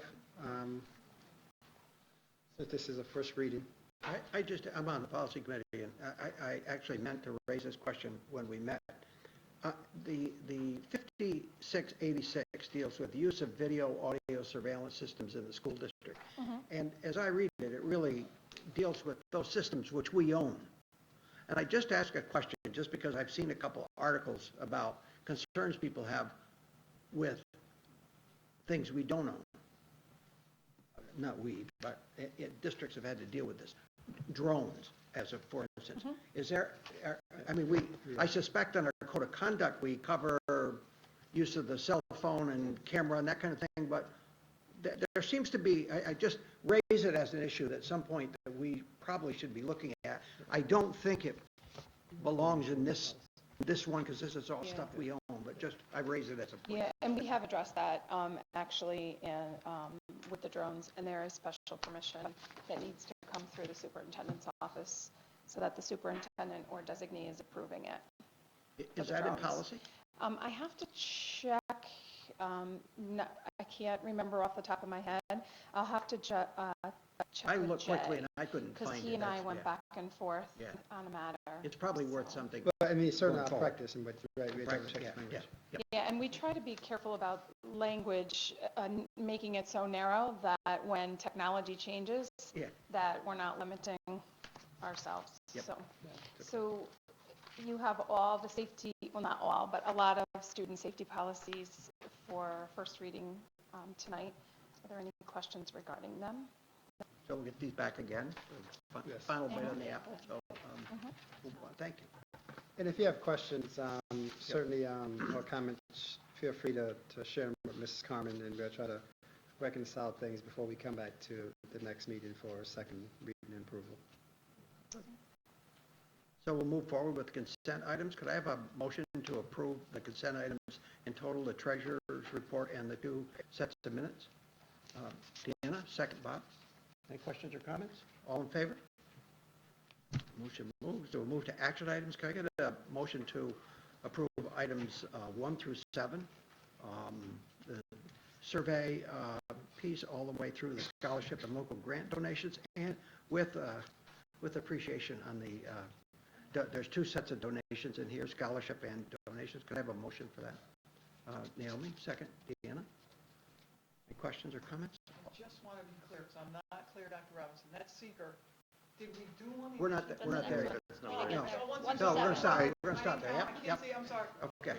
Sorry. It's those crutches. Shay, All slap her wrist. all Shay, those in slap her favor? wrist. Yeah, slap her wrist. Okay, now we'll move on to the seeker resolution, which is required under the law for us to do whenever we're taking action such as this. This is a negative declaration.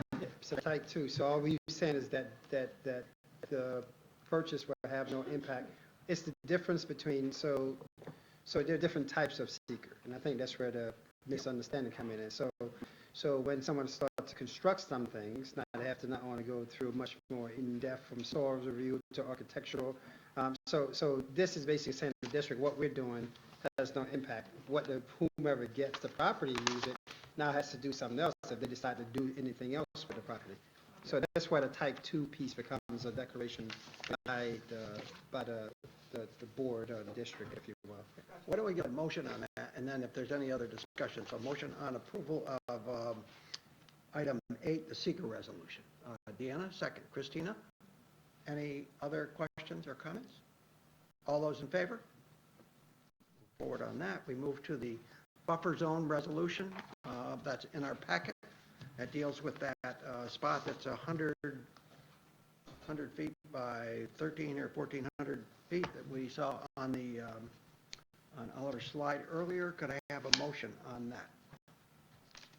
Christina, a second. Deanna, comment? Discussion? All those in favor? Opposed?